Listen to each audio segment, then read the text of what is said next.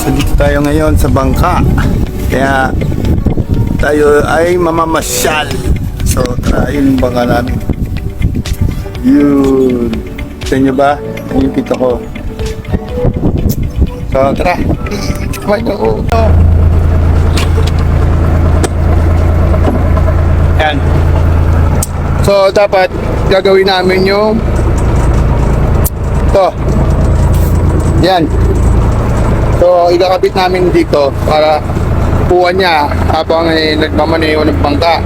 Ang masama, nakalimutan namin yung mga gamit. Ang galing. So, mamamasyal na lang kami for today. Okay? So, tara, samahan niyo ako.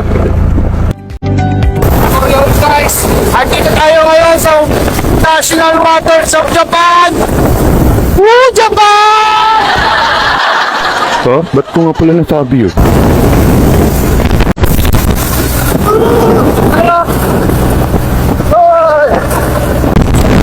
Alam, baka mahulog ako. Ayan. Ito, pita.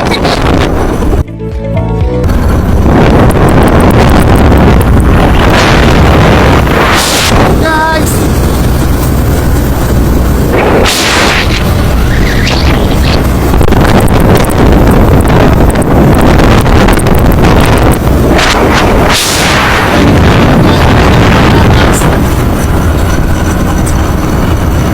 Doon tayo. So syempre sa bawat buhay, kailangan natin enjoyin lang ang mga bagay-bagay.